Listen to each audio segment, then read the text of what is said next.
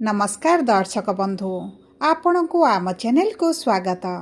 आज कार्यक्रमटी समस्त मेष राशि व्यक्ति विशेषों बहुत अधिक गुरुत्वपूर्ण रही कारण यही वीडियो रे आपणकर संपूर्ण एप्रिल मासटी केमिति रहिबो कौन परिवर्तन आसिबो आपणक जीवन रे एवं ग्रह मानकर गोचर राशि परिवर्तन आपणक पई केमिति रहिबो केउ क्षेत्र गुड़िकर अधिक परिवर्तन आनिबो केउ क्षेत्र गुड़िकर अधिक शुभ परिवर्तन देखिबे केउ क्षेत्र रे अशुभ प्रभाव पड़िबा पई जाउची ताहा जानिबा सबुठारु अधिक गुरुत्वपूर्ण।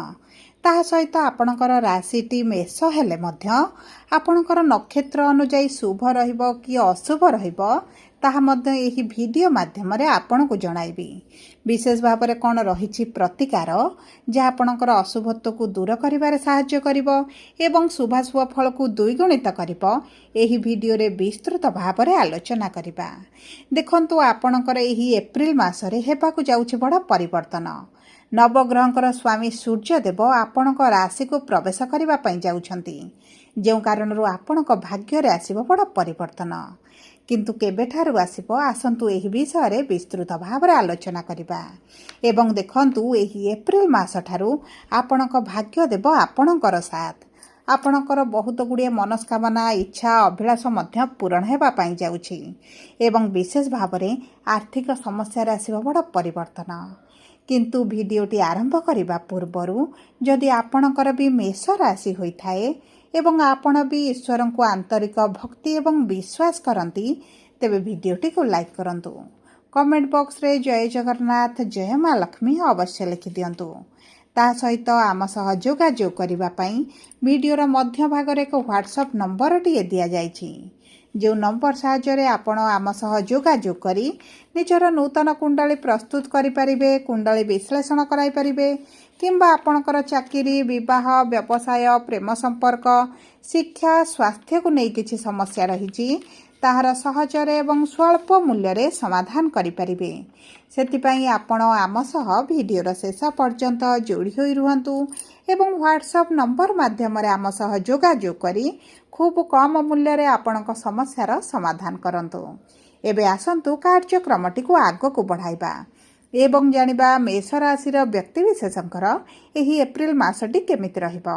सर्वप्रथम जानिबा आपणकर स्वास्थ्यटी किभଳି रहिबो। देखंतु आपणकर रस्याधिपति मंगल आपणक द्वादश भाव रे सूर्य द्वादश भाव रे एवं शनिक सहित एकत्र विराजमान करी विस्फोटक जोग बनाउछंती जेउ कारणरू स्वास्थ्य समस्या सहित मेडिकल रे खर्च गुड़िक मध्य बढ़ुची विभिन्न प्रकार स्वास्थ्य समस्या बाहरुछिला एवं देखंतु 14 एप्रिल रे सूर्य आपणक राशि को गोचर करी उच्चस्थ रहिबा पई जाउछंती जेउ कारणरू आपणक स्वास्थ्य रे रोग प्रतिरोधक शक्ति वृद्धि घटिबो एवं आपण निश्चित भाव में स्वास्थ्य उन्नति देखिबे एवं आपणकर जो पुराना स्वास्थ्य समस्या गुड़िक रही आपणकर बीपी डायबिटीज कोलेस्ट्रोल जदि बढ़िकी रहुतला ताहा मध्य कमिबा आरंभ होइजिबो एवं आपणकर पेटरे गैस डाइजेशन रे समस्या मध्य आपणकर जो देखा जाउची ताहा मध्य कमिबा आपण निश्चित भाव में देखिबे। आपणकर निज स्वास्थ्य को नहीं आपण अधिक सचेतन रहिबे। आपण योगा प्राणायाम जारी करबा आरंभ करिवे खाद्य पानीय उपर मध्य दायित्ववान हेबे। देखंतु एही समय मध्य रे आपणक स्वास्थ्य रे तो निश्चित भाव में परिवर्तन आसिबो किंतु 14 एप्रिल पर आसिबो। 14 एप्रिल पर्यंत आपणक स्वास्थ्य को आपण निश्चित भाव में जगंतु। आपणकर अर्थ खर्च बढ़िबो। आपणकर जदि किछि यातायात करूछंती कोनोसी जगह को ट्रैवल करूछंती तेबे निश्चित भाव में आपणकर खाद्य पानीय दायित्व नियंतु कारण आपणकर किछिटा ऋतुकालीन समस्या पेट खराब हेबा किबा ठंडा ज्वर खास एही भली छोट बड़ समस्या आपणकर देखा देई पारे एवं एही समस्या गुड़िक 14 एप्रिल पर्यंत रहिबो तापर आपणक स्वास्थ्य रे उन्नति आसिबो। एबे आसंतु जानिबा किपरि रहिबो आपणकर आर्थिक क्षेत्रटी। देखंतु अर्थर भावर स्वामी हेउछन्ती शुक्र एवं शुक्र विराजमान करिसेंती आपणक राशि रे 19 एप्रिल रे शुक्र आपणकर धनर भाव को गोचर करिवे एवं निज राशि रे स्व राशि रे विराजमान करिवे जो क्षेत्र रे आपणकर रोजगार रे वृद्धि घटिबा सहित आपणकर सेविंग्स मध्य बढ़िबो। देखंतु एही समय मध्य रे आपणकर निज पई किछि जिनिस क्रय करि पारंती परिवार लोकन पई क्रय करि पारंती जो माध्यम रे अर्थ मध्य आपणकर खर्च हेई पारे। 19 एप्रिल पर ठारू आपणकर किछि निजस्व जहा अभिलाष रहितला आपणकर घर हेउ जागा हेउ आपण सेही सब मार्ग रे किछिटा अर्थ ମଧ୍ୟ ଖର୍ଚ୍ଚ କରିପାରନ୍ତି। କିନ୍ତୁ ଆପଣଙ୍କର ଯଦି ଅର୍ଥ କେଉଁଠି ଫସିକି ରହିଛି ଏବଂ ଆପଣଙ୍କର ମିଳିପାରୁନଥିଲା ତାହା ମଧ୍ୟ ମିଳିବାର ସମ୍ଭାବନାଟି ବଢ଼ିଯାଉଛି। ଆପଣଙ୍କର ରୋଜଗାର ବଢ଼ିବା କାରଣରୁ ଆପଣଙ୍କର ଆର୍ଥିକ ସ୍ଥିତିଟି ମଜବୁତ ହେବ ଏବଂ 19 ଏପ୍ରିଲ ପରଠାରୁ ଆପଣ ଦେଖିବେ ଆପଣଙ୍କର ଯଦି କିଛି ପ୍ରପର୍ଟି ଫସିକି ରହିଥିଲା, ସେହି ମାଧ୍ୟମରେ କିଛି ଅର୍ଥ ଫସିକି ରହିଛି, ତାହା ମଧ୍ୟ ଆପଣଙ୍କୁ ମିଳିପାରେ ଏବଂ ଆପଣଙ୍କର ଯଦି କିଛି ଡିସ୍ପ୍ୟୁଟ୍ ଚାଲିଛି ଆପଣଙ୍କର କିଛି ପୈତୃକ ସମ୍ପତ୍ତିକୁ ନେଇ, ତେବେ ସେହି ଡିସ୍ପ୍ୟୁଟ୍ ମଧ୍ୟ ଆପଣଙ୍କର ଦୂର ହୋଇପାରେ। ଆପଣଙ୍କ ପ୍ରପର୍ଟି କିଣିପାରନ୍ତି, ବିକ୍ରି କରିପାରନ୍ତି, ସେହି ମାଧ୍ୟମରେ ମଧ୍ୟ ଅର୍ଥ କିଛିଟା ଆପଣଙ୍କୁ ମିଳିପାରେ। ଦେଖନ୍ତୁ, ଆର୍ଥିକ କ୍ଷେତ୍ରରେ ଆପଣଙ୍କୁ ନିଶ୍ଚିତ ଭାବରେ 19 ଏପ୍ରିଲ ପରେ ପରିବର୍ତ୍ତନ ଦେଖିବାକୁ ମିଳିବ। ତା ସହିତ 14 ଏପ୍ରିଲରେ ଯେତେବେଳେ ସୂର୍ଯ୍ୟ ଆପଣଙ୍କର ରାଶିକୁ ଆସୁଛନ୍ତି, ଆପଣଙ୍କର ରୋଜଗାରରେ ବୃଦ୍ଧି ଘଟିବା ସହିତ ଆପଣ ଯଦି ଚାକିରି ପାଇଁ ଆପ୍ଲାଏ କରୁଛନ୍ତି ସେହି କ୍ଷେତ୍ରରେ ମଧ୍ୟ ଶୁଭ ଫଳ ପ୍ରାପ୍ତି କରିବେ। ଏବେ ଆସନ୍ତୁ ଜାଣିବା କିପରି ରହିବ ଆପଣଙ୍କର ଶିକ୍ଷା, ସନ୍ତାନର ଯୋଗ ଏବଂ ପ୍ରେମ ସମ୍ପର୍କ। ଦେଖନ୍ତୁ, ଶିକ୍ଷାର ଭାବରେ କେତୁ ବିରାଜମାନ କରିଛନ୍ତି ଏବଂ କେତୁ ବିରାଜମାନ କରିବା କାରଣରୁ ଆପଣଙ୍କ ଶିକ୍ଷା କ୍ଷେତ୍ରରେ ମନ ଲାଗୁନି, ମନ ଭିତରେ ଭୟ ରହୁଛି, ପାଠଠାରୁ ଅନ୍ୟ ଦିଗ ପ୍ରତି ଆଗ୍ରହ ବଢ଼ୁଛି, ରୁଚି ବଢ଼ୁଛି, ଯେଉଁ କାରଣରୁ ଆପଣଙ୍କର କିଭଳି ରେଜଲ୍ଟ ରହିବ, କିଭଳି ପରୀକ୍ଷା ରହିବ, ସେହି ସବୁ ଯେଉଁ ଦ୍ୱନ୍ଦ୍ୱ ଚିନ୍ତା ଭିତରେ ଆପଣ ରହିଛନ୍ତି ସେଥିରୁ ଆପଣ ବାହାରିବା ଆରମ୍ଭ କରିବେ। କାରଣ ଯେତେବେଳେ ସୂର୍ଯ୍ୟ ଉଚ୍ଚସ୍ଥ ହୁଅନ୍ତି ସ୍ୱଗୃହରେ ନିଶ୍ଚିତ ଭାବରେ ଶୁଭ ଫଳ ପ୍ରଦାନ କରନ୍ତି। ଆପଣଙ୍କ ମନପସନ୍ଦ କଲେଜ ହେଉ, କୋର୍ସ ହେଉ ମଧ୍ୟ ଆପଣ କରିପାରିବେ। ଯଦି କିଛି ପ୍ରତିଯୋଗିତାରେ ଭାଗ ନେବେ ସେଥିରେ ମଧ୍ୟ ସଫଳତା ମିଳିବ। ବିଶେଷ ଭାବରେ ଯଦି ଆପଣ ସରକାରୀ ଚାକିରି ପାଇଁ 14 ଏପ୍ରିଲ ପରେ କିଛି ପରୀକ୍ଷା ଦିଅନ୍ତି, ଇଣ୍ଟରଭ୍ୟୁ ଦିଅନ୍ତି, ତେବେ ଭାଗ୍ୟ ଆପଣଙ୍କର ସାଥ ଦେବ। ଏବେ ଆସନ୍ତୁ ଜାଣିବା କିପରି ରହିବ ଆପଣଙ୍କର ସନ୍ତାନର ଯୋଗଟି। ଦେଖନ୍ତୁ, ସନ୍ତାନ ପ୍ରାପ୍ତି ପାଇଁ 14 ଏପ୍ରିଲ ପରେ ଭଲ ସମୟ ରହିବ। କାରଣ ସନ୍ତାନର ଗୃହର ସ୍ୱାମୀ ଯେହେତୁ ସୂର୍ଯ୍ୟ ଅଟନ୍ତି, ଆପଣଙ୍କୁ ଶୁଭ ଫଳ ପ୍ରଦାନ କରିବେ। କିନ୍ତୁ ଆପଣଙ୍କର କିଛିଟା ମେଡ଼ିକାଲ ଟ୍ରିଟମେଣ୍ଟର ଆବଶ୍ୟକତା ପଡ଼ିପାରେ, ସେଥିପ୍ରତି ଆପଣଙ୍କୁ ଟିକେ ଦୃଷ୍ଟି ଦେବାକୁ ପଡ଼ିବ। ଯଦି ଆମେ ଦେଖିବା ଆପଣଙ୍କ ପ୍ରେମ ସମ୍ପର୍କକୁ, ତେବେ ପ୍ରେମ ସମ୍ପର୍କ ଆପଣଙ୍କର ଭଲ ରହିବ।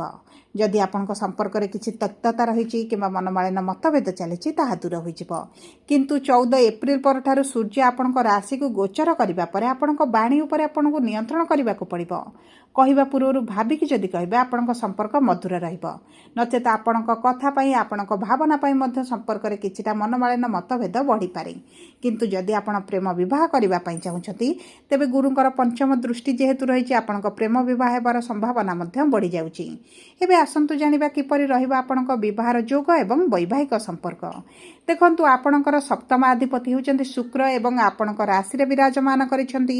ସପ୍ତମ ଦୃଷ୍ଟି ସ୍ୱଗୃହକୁ ଦେଉଛନ୍ତି, ସ୍ୱରାଶିକୁ ଦେଉଛନ୍ତି, ଯେଉଁ କାରଣରୁ ବିବାହ ପାଇଁ ମଧ୍ୟ ଭଲ ସମୟ ରହିଛି। ଯଦି ଆପଣଙ୍କର ବିବାହର କିଛି ଯୋଜନା ରହିଛି, ତେବେ ଆପଣଙ୍କୁ ବିବାହ ହୋଇପାରେ। ପୂର୍ବରୁ ଯଦି ଆପଣ ସମସ୍ୟା ଦେଖୁଥିଲେ, ତେବେ ସମସ୍ୟା ଆପଣଙ୍କର ଦୂର ହୋଇଯିବ। ଆପଣଙ୍କ ବିବାହ ହୋଇପାରେ, ମନପସନ୍ଦର ସ୍ଥାନରେ ମଧ୍ୟ ବିବାହ ହୋଇପାରେ। ଯେଉଁ ବ୍ୟକ୍ତିମାନେ ଦ୍ୱିତୀୟ ବିବାହ କରିବା ପାଇଁ ଚାହୁଁଥିଲେ, ସେମାନଙ୍କ ପାଇଁ ମଧ୍ୟ ଅତି ଉତ୍ତମ ସମୟ ରହିଛି। ଏବଂ ଆପଣଙ୍କ ବୈବାହିକ ସମ୍ପର୍କରେ ଆପଣଙ୍କୁ 14 ଏପ୍ରିଲ ପରେ ଟିକେ ଜଗିବାକୁ ପଡ଼ିବ। ନଚେତ କିଛିଟା ଝଗଡ଼ା, ମନମାଳିନ ମତଭେଦ ଦେଖାଦେଇପାରେ। କାରଣ ସୂର୍ଯ୍ୟ ଯେହେତୁ ପ୍ରଥମ ଗୃହରେ ରହିବେ, ଆପଣଙ୍କର ଟିକେ ରାଗ, ରୋଷ, ଅଭିମାନ ବଢ଼ିପାରେ। ଆପଣଙ୍କ ବାଣୀରେ ଟିକେ କଟୁତା ମଧ୍ୟ ଦେଖାଦେଇପାରେ। ସେଥିପ୍ରତି ଟିକେ ଦୃଷ୍ଟି ଦେବେ। ଏବେ ଆସନ୍ତୁ ଜାଣିବା କିପରି ରହିବ ଆପଣଙ୍କ କର୍ମକ୍ଷେତ୍ର, ଚାକିରି ଏବଂ ବ୍ୟବସାୟ। ଦେଖନ୍ତୁ, କର୍ମର ଗୃହର ସ୍ୱାମୀ ହେଉଛନ୍ତି ଶନିଦେବ ଏବଂ ବିରାଜମାନ କରିଛନ୍ତି ଦ୍ୱାଦଶ ଭାବରେ। ଯଦି ଆପଣ ବିଦେଶରେ ରହୁଛନ୍ତି, ବୈଦେଶିକ ମୁଦ୍ରା ରୋଜଗାର କରୁଛନ୍ତି, ବିଦେଶ ସମ୍ବନ୍ଧିତ କିଛି ବ୍ୟବସାୟ କରୁଛନ୍ତି, ଇନକମ୍ ରହିଛି, ତେବେ ଆପଣଙ୍କୁ ତ ଅତି ଉତ୍ତମ ଫଳ ପ୍ରାପ୍ତି ହେବ। କିନ୍ତୁ ଯେହେତୁ ମଙ୍ଗଳ ଶନି ଏକତ୍ର ରହିଛନ୍ତି, ସେଥିପାଇଁ ଆପଣଙ୍କୁ କିଛିଟା ସମସ୍ୟା ଅବଶ୍ୟ ଦେଖିବାକୁ ପଡ଼ୁଛି। ତା ସହିତ ଶନିଙ୍କର ଯେହେତୁ 7.5 ଚାଲିଛି, କର୍ମକ୍ଷେତ୍ରରେ ଉଚ୍ଚ ନିଚ ଭଳି ପରିସ୍ଥିତି ରହୁଛି, ଶତ୍ରୁ ବୃଦ୍ଧି ଘଟୁଛନ୍ତି, କାର୍ଯ୍ୟଗୁଡ଼ିକ ସମ୍ପୂର୍ଣ୍ଣ କରିବାରେ ବାଧା ବିଘ୍ନ ଆପଣ ଦେଖୁଛନ୍ତି। କିନ୍ତୁ ଏହିସବୁ ସମସ୍ୟାଗୁଡ଼ିକ ଧୀରେ ଧୀରେ ପରିବର୍ତ୍ତନ ହୋଇଯିବ। ବିଶେଷ ଭାବରେ ଯଦି ଆପଣ ସରକାରୀ ଚାକିରି ହେଉ କିମ୍ବା ପ୍ରାଇଭେଟ୍ ଚାକିରି ପାଇଁ ଆପ୍ଲାଏ କରୁଛନ୍ତି, 14 ଏପ୍ରିଲ ପରେ ଅତି ଉତ୍ତମ ସମୟ ରହିଛି। ଯଦି ଆପଣ ନୂତନ ବ୍ୟବସାୟ ଆରମ୍ଭ କରିବା ପାଇଁ ଚିନ୍ତା କରୁଛନ୍ତି କିମ୍ବା ଚାକିରି ଛାଡ଼ି ବ୍ୟବସାୟ କରିବେ ବୋଲି ଭାବିଛନ୍ତି, ତେବେ ମଧ୍ୟ ଆପଣଙ୍କୁ ଏହି ପଣା ସଂକ୍ରାନ୍ତି ପରେ ଓଡ଼ିଆ ନୂତନ ବର୍ଷର ଆରମ୍ଭ ହେବା କ୍ଷଣି ଭାଗ୍ୟ ଆପଣଙ୍କର ସାଥ ଦେବ। ଏବଂ ସବୁଠାରୁ ବିଶେଷ ଭାବରେ ହେଉଛି ପାର୍ଟନରସିପ୍ରେ ଯଦି କିଛି କାର୍ଯ୍ୟ କରିବେ କିମ୍ବା କରିବା ପାଇଁ ଚାହୁଁଛନ୍ତି, ତେବେ ଆପଣଙ୍କୁ ବହୁତ ଅଧିକ ଶୁଭ ଫଳ ପ୍ରାପ୍ତି ହେବ। ସବୁ ପରେ ଦେଖନ୍ତୁ, ଅଶୁଭତ୍ୱକୁ ଦୂର କରି ଶୁଭାଶୁଭ ଫଳକୁ ବୃଦ୍ଧି କରିବା ପାଇଁ ଆପଣ ପ୍ରତିଦିନ ହନୁମାନ ଚାଳିଶା ପାଠ କରନ୍ତୁ। ତା ସହିତ ଆପଣ କୁକୁରମାନଙ୍କୁ କିଛିଟା ଖାଦ୍ୟ ଖାଇବା ପାଇଁ ଦିଅନ୍ତୁ। ପ୍ରାତଃ ସମୟରେ ସୂର୍ଯ୍ୟଙ୍କୁ ଜଳ ଅର୍ପଣ କରନ୍ତୁ ଏବଂ ଚେଷ୍ଟା କରନ୍ତୁ ଛୋଟ କନ୍ୟାମାନଙ୍କୁ ତାଙ୍କ ମନପସନ୍ଦର ଜିନିଷ କିଛି ଦାନ କରିବା ପାଇଁ। ଆପଣଙ୍କ ପାଇଁ ଶୁଭଦାୟକ ରହିବ। ଯଦି ଆପଣ आपणकर मेष राशि होता है वीडियोटी किभଳି लागला कमेंट बॉक्स रे लिखि जणातु जदि आपणक प्रियजनकर मेष राशि होता है वीडियोटी तांको सहित शेयर करंतु तो धन्यवाद।